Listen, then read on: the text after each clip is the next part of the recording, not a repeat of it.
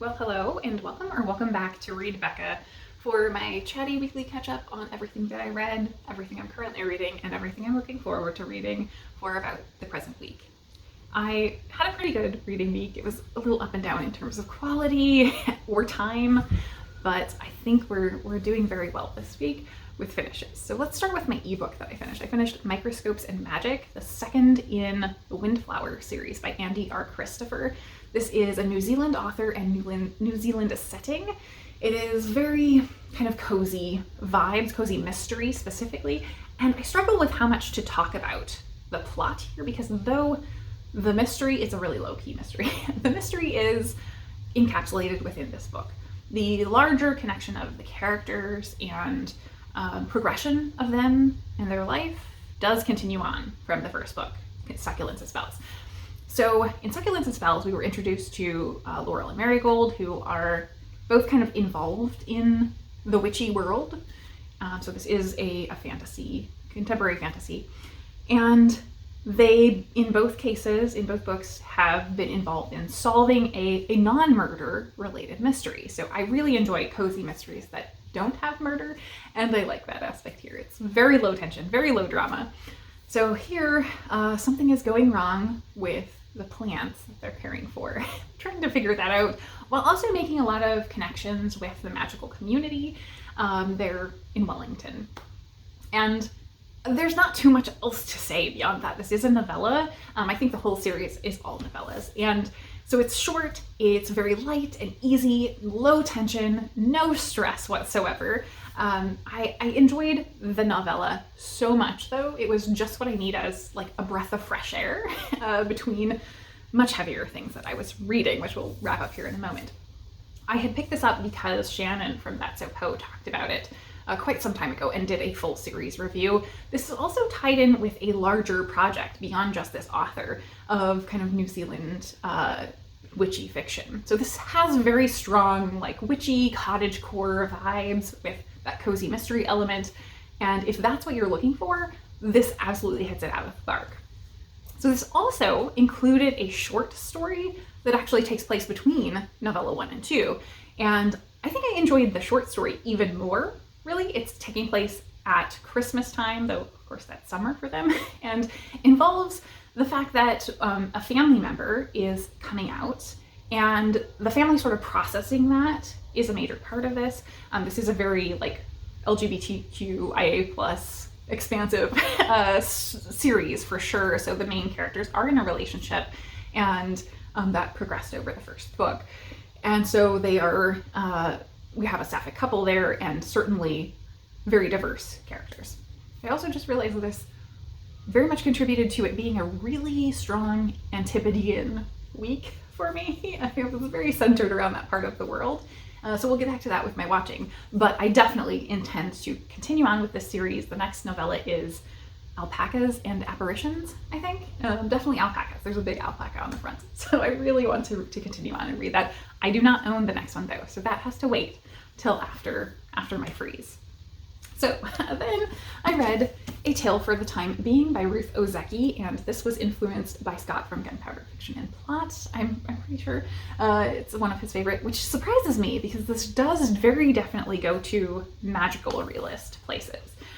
This has so much going on in it. We're alternating perspectives between a character, Ruth, who lives on a tiny island off of British Columbia in Canada, and she lives in this very small community. She is a writer, and very clear, direct lines to the actual author of the book and her life.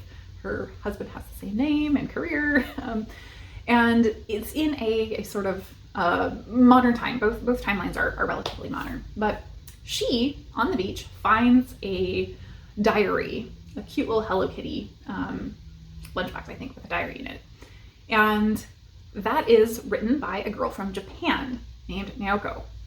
And Nao is writing to the reader, so we're being addressed in Nao's sections as the diary, talking to Ruth, or whoever is reading the diary.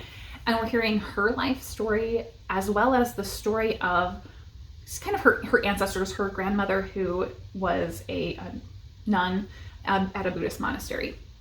And so we're hearing a lot about those Zen aspects that she learned from her grandmother, and that all kind of is the umbrella for the major elements, because so much of what we're talking about is time, and now addresses that we're all time beings and what the meaning of being time beings is.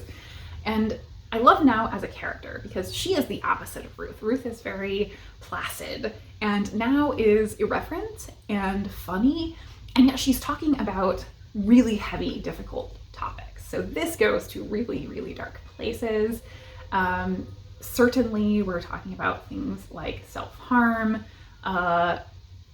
bullying, like really intense bullying in the Japanese school system, sexual assault, taking one's own life comes up quite a bit, and even the idea of a past ancestor who was a kamikaze pilot is brought into this narrative pretty strongly.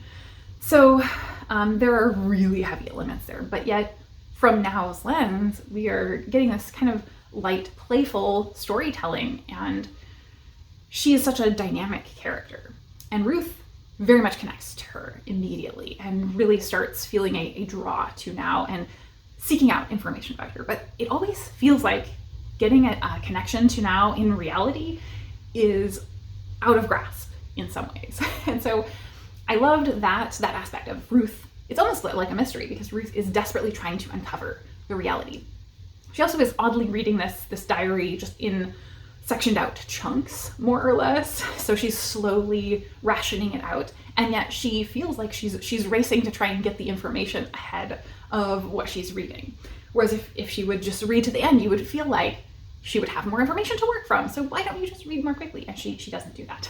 So that was interesting because, again, that plays into the time aspect. So there's so much here about living and time and our relationship as human beings with time and our choice when it comes to how we use our lives. I really enjoyed that. In Ruth's story arc, we're hearing a lot about climate change and the environment and its relationship with time, and kind of the way that things that people thought on their island would exist there perpetually are changing. And so that relationship with time and the changeability of place is really important. I also very much enjoyed the cultural aspects because we're getting this strong American versus Japanese culture element, and I've been learning Japanese, and so I actually really, really enjoyed the fact that Now was born in California and her father was a programmer, and in the .com bubble burst, he wound up losing his Silicon Valley job and having to go back to Japan. And so he's dealing with a certain hit on his sense of identity to do with that. But it means that Now is this person of two places, and she doesn't really fit. And that's part of what goes into her not being totally accepted in Japan and her feeling that deeply. And so she's writing mostly in English, but occasionally will reference things in Japanese, or there are very specific concepts that are Japanese that don't really translate. And so we get annotations that are footnoted in here. And those annotations are Ruth's, not the author but the character, annotations of the diary as she's looking things up, because she also has a background in Japan and a heritage there. And so she knows some, but she's having to look up a lot of things because she has an even more tenuous and removed connection to that place and culture. And so I really enjoyed that connection between the two of them, but showing the chasm between them as not quite Japanese and at farther removes. So again, this gets into some weird magical realist stuff at the end, certainly, and kind of ramps up. I enjoyed so much the relationships that we see here between community and the struggles that both of them have. One of the things that maybe I didn't like about this, or really the one thing that absolutely put me off and I was so bothered by, has nothing to do with the plot, really, but with the changes that we're seeing on this little island where Ruth and her husband live. There's been an increase in predators, and it turned me off so hard right toward the end, because kind of somewhat casually it comes up that like there have been these storms happening and predators have been increasingly on the island, and clearly they're fighting for resources, more or less, and people are losing their pets to these predators. And it frustrated me, and beyond frustrated, it really pissed me off that they're very casual about the loss of their pets. And every single one of these is 100% preventable. Like, I was so mad at these people, including our main characters, as, you know, they're talking through this, and it's just like, you let your animal companion die a completely horrible and preventable death because you abdicated your duty of care to your animal companion to, you know, keep them on a leash. Like, that's all it would take to have prevented all of these. And everyone on the island is just kind of going, oh, well, nothing we can do about it. That's just the way things are. It's like, no, no, it's not. Be a responsible pet owner, please. So that pissed me off a lot. And I feel like I've gone over this. It's supposed to be a minor thing that's barely there, other than demonstrating that the things are changing in the ecology of the island. There's also an aspect to this that's, it almost is going toward like capitalism, like a critique of capitalism, because once Ruth has found this item, it kind of gets out. There's like the rumor gets out, basically, of her having found this, and that it may be something that washed up from the 2011 tsunami in Japan. And as a result of that, people start combing the beach and wanting to find things that are valuable. And so there's that aspect of people finding value out of the deaths of this massive Japanese population, as well as that juxtaposed up against the fact that during that time, it caused a nuclear power situation that is now putting them potentially at risk if the water from that is contaminating their fish and wildlife there. So that's a concern. So there is this sort of richness and fear that is imposed on them because of this connection with Japan, with what happened years ago in Japan. And that was so interesting, kind of the way that those two things connected them. Very oddly, I read, for the Book 2 prize a couple of years ago, I read the Telephone at the Edge of the World, or End of the World. I think it's both, actually, one in the UK and one in the US. And that is all about the tsunami in Japan. And then almost immediately after that, Unsolved Mysteries, the most recent series that's on Netflix, now that they've rebooted it, they had an episode on sort of people seeing the dead in Japan from the tsunami, because it is something that very much haunts the psyche of the Japanese. And so having that background of reading those things before and that foundation below this really enriched it, I think, because even though all of the parts from Naoko, where we're reading a diary that certainly would have happened before the tsunami, if that is what this is connected to. And so you don't know whether it's leading up to that or not throughout the story here. But having that weight of this is a cultural turning point in Japan, and it has affected every aspect of kind of the Japanese cultural psyche, that it's equivalent to 9/11 for us. And 9/11 does come up here as well. And so I think that Ruth, the author, not the character, was juxtaposing those two things as these major turning points culturally in the two countries. And I think that was handled really deftly and in an interesting way, where there are moments of paradigm shift really for this culturally. So I think that's all I had to talk about, really. This was very interesting. It was so well written. I'm super happy I finally picked it up, because it was really a joy to read. This is going to be a really hard one to rate, because I think this is that like 4.5 star that you want to round up to 5, but it's also not quite in that space of my having a really strong emotional reaction to it and connection to it that I feel like is going to, be meaningful to me long term. But yeah, I do think it's a fabulous, really good book. So yeah, and I enjoyed that I could almost understand all of the Japanese in the book, which was great, except for some of the really niche stuff. I picked up an awful lot, which is very affirming, because it's easy to get discouraged about how much time it's taking to really learn any Japanese that's at all usable. Then I read Confederacy of Dunces by John Kennedy Toole. This was tough going, I have to say. This is a very large book, it felt like. This is a weird format, though. It's a kind of tiny sized book, but it's very chunky. And it felt like a slog through most of it, but I did finish it. And I'm debating whether that was a good choice. This was probably a 2-star read. I can see a lot of merit in this, and it is very readable. So I don't have complaints about that. But I very much struggled with the character of Ignatius Riley, who is our main character. And you really do kind of have to be in it for him, because there's not so much happening in this story other than him. The main problems that I had with Ignatius were that he is so unlikable, he is so antagonistic to everyone around him, and every single page, every single scene is just people bickering with each other.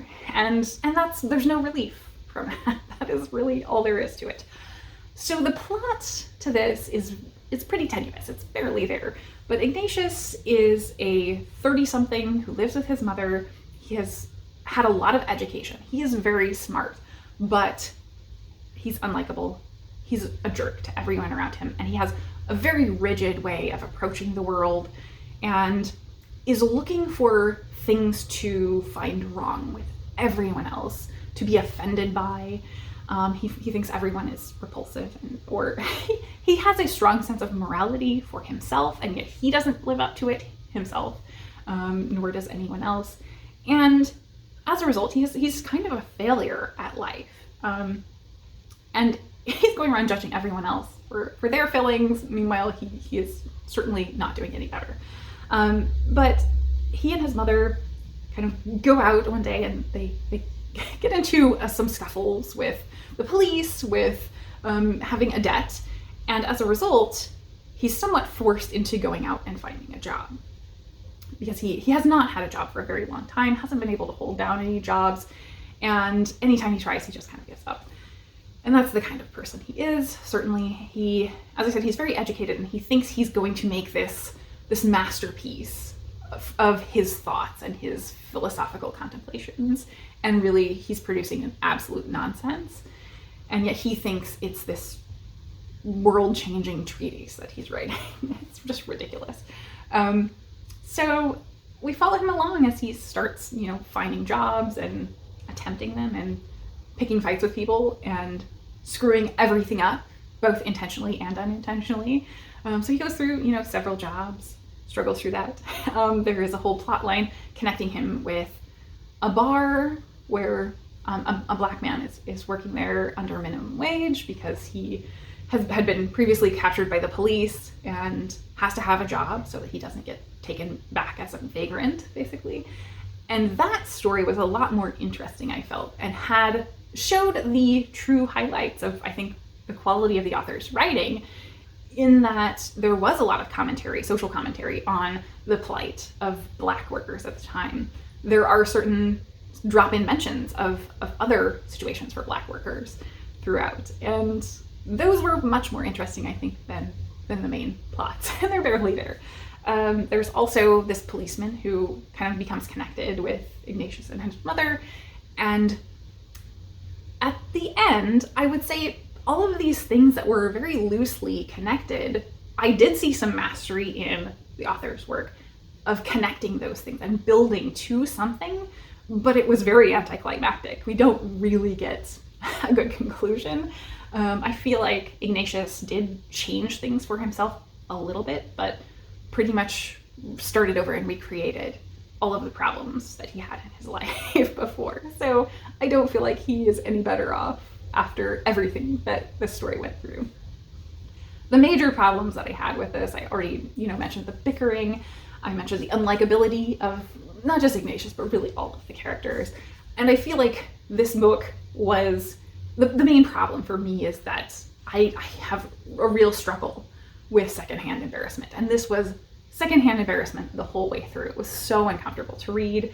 My whole body was like just cringing the entire time. And it feels like the book is poking fun at and making fun of Ignatius the whole way through. Every time he enters the scene, it makes sure to bring up how fat and repulsive he is. There are points where he's writing letters, and I kind of enjoyed the letters and the way that he approaches talking about the world made me laugh more than the things the book wanted me to laugh at. But it would pause as he's writing the letter to point out him burping or farting. And it was just like, this is not funny. This is very juvenile. And there was some stuff there that was really interesting. I think this was an incredible portrayal of a neurodiverse character before that was really a thing. And I normally hesitate to, put a label on that if it's not specifically spelled out, but this is so extremely overt. He is ticking all of these boxes for hypersensory, for different motor skills issues, just across the board. Everything about what we get described as a character, other than things that are being poked fun at, really, really lay out a character who is non-neurotypical. And so I could definitely see a lot about how he came to be the way he is. One of the things, so I don't know if this counts as a spoiler, it's so anticlimactic and not meaningful to the story, but this does happen late in the story, is a brief account from his neighbor of kind of the moment he changed a bit. And so maybe it's a spoiler, so I will put that out there, but effectively someone is talking to his neighbor about him, and it comes across that apparently he was a very lovely boy until his dog died. And he had this very strong connection with this dog. And this is a brief anecdote, so there's not a ton fleshed out there. It doesn't sound like anything horrific happened. But to him, this was a major event in his life. And he thought he was going to have this big funeral for the dog. It was so important to him. And the priest laughed him off, basically, and wouldn't do a funeral for the dog. His mom was like, "What are you talking about? Just go throw the dog in the trash." And I can completely see and understand the situation of that kid based on everything that we know about him when it's talking about him seriously, that breaking him and him sort of swearing off the world and rejecting the world after that, and that being a turning point, that where he left the church and became very against the church at that time. He's got really strong ideas about morality that are kind of separated from any modern sensibility. He's really connected with the medieval world and authoritarianism. Very odd. But I can completely see that, and yet, at the same time, the book has taken him so ridiculously over the top to the point of unbelievability from that place. So I sort of understood the seed of him and the characterization of him, but where the book took it felt ridiculous. And this could have been a really nuanced, interesting exploration of that, and instead it went to slapstick. I can handle a lot of sarcasm and satire, but this goes full into farce, and just it is so ridiculous how over the top everything here is. And that I just didn't get behind, along with it just overtly making fun of him incessantly. So if we had been laughing with him and what a quirky character he is instead of at him, I would have had a better time with this, but I really, really struggled with it. So I'm glad I finished it, I can say. I think the writing was good. I think the characters were completely distinct, rich people, but they were awful. The sense of place, this is set in New Orleans, I didn't even mention that, but New Orleans jumps off the page. So you can believably see the place and the people, and they are this rich community of people, but they're awful people. So I did not have a great time with it, or them. So that is it for my reads this week. I am currently reading Exordia by Seth Dickinson. This is a new sci-fi release, and I am still working on Humble Pie by Matt Parker. So those are my books, and I mentioned the Antipodean Connection. By pure accident this week I watched Deadlock season 1. Or there probably is only one season.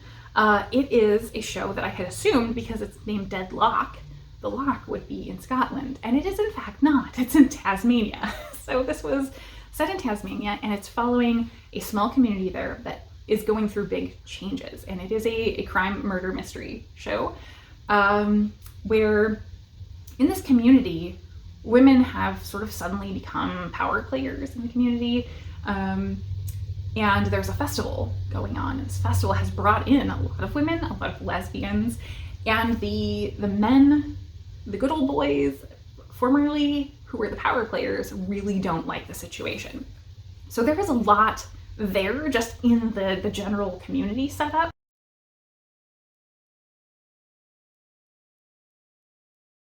And the culture of the place, but people start dying.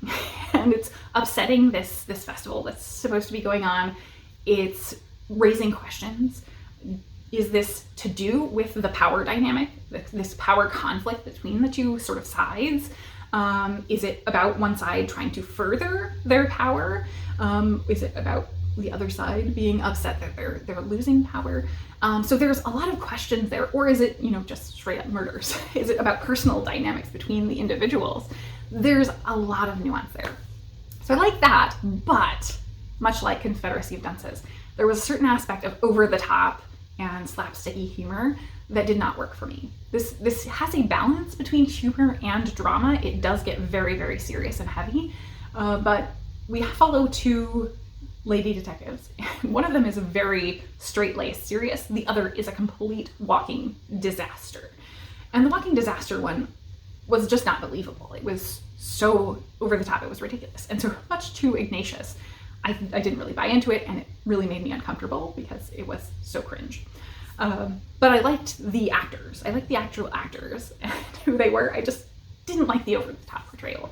Otherwise, the community was really interesting. The aspects of gender and gender norms and the power dynamics were so interesting, and how it played out in the end, the final answers, I thought were really, really well done. So I very much enjoyed Deadlock.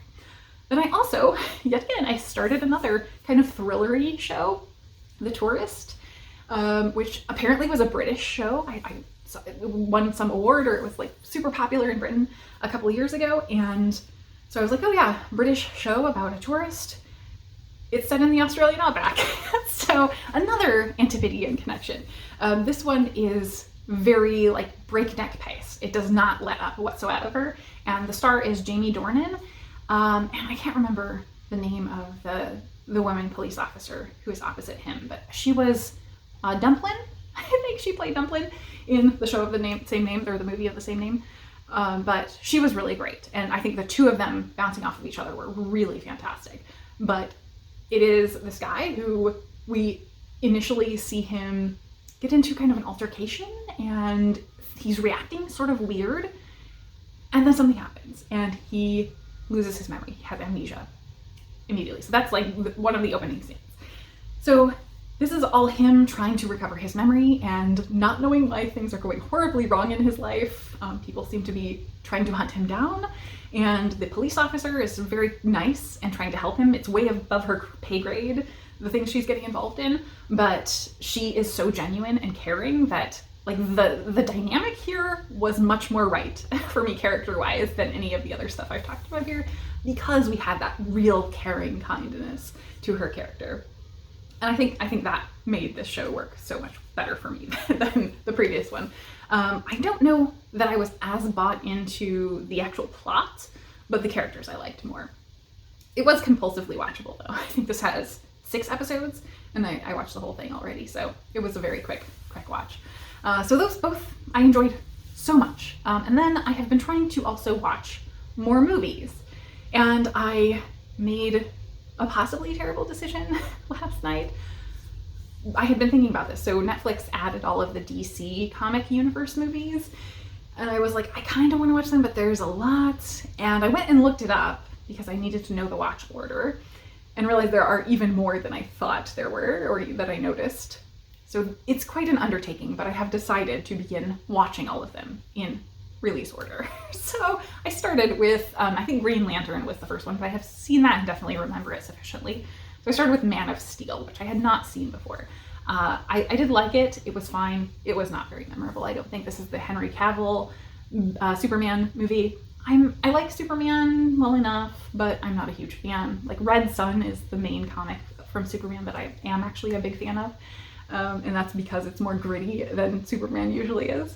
But this was good, and I think Henry Cavill surprised me. His performance definitely did. I didn't realize Amy Adams was in it as well. She's Lois Lane, and she was fine but not memorable. Cavill stood out because his performance, he doesn't even talk for like the first half hour of the movie, and it's just him emoting, and I think he did a great job in kind of being a brooding guy. He's quiet there, but like I think he did a good job doing that and having to perform without speaking. So that was the main memorable part. I also did like the actual like background story of his history. I think that was well handled. So I'll be curious to see how this whole DC universe goes, because I have not seen hardly any of them. I think I've only seen 2 or 3 out of like 18 films. I should have counted the number, but yeah, it's a lot. It's a lot. So that will be continuing on for weeks now, I'm sure, but we'll see if I can get one or so a week going forward. So I think this is a really rambly video. I'm sorry. I'm much more rambly than usual. It has been a real week, but fortunately for you guys, I don't have any real life stuff to catch up on because my weekdays were pretty much all work. It was a real overwhelming work week, and then this weekend I have been vlogging, so I have nothing to talk about because it will all be in a vlog shortly. It's been a very nice weekend though, and I have done a lot of reading. So going forward this week, I will, I think, mainly be focused on Exordia and hopefully finish it this week. And then I need to continue working on Master and Margarita. I didn't pull it over here, but it's a few feet away because I have not made any progress on that this weekend. So that will be the next thing to tackle. As far as recommendations, I have one that I forgot last week, and that is from Charlotte Reads, I think is the channel. However, Charlotte is not really a booktuber, and this is a video essay adapted from some posts previously. And the video essay is all on the topic of how we address sexual assault in fantasy and critique of sexual assault in fantasy and sci-fi, and the non-serious ways that it gets talked about, the way people don't kind of give it the weight that it should. And I think Charlotte built a really great framework for having those sort of discussions. So I highly, highly recommend it. Charlotte put in a ton of effort into this video, so very much do check it out. So I think that is it for me today. Thank you all so very much for watching if you have managed to stick it through this long.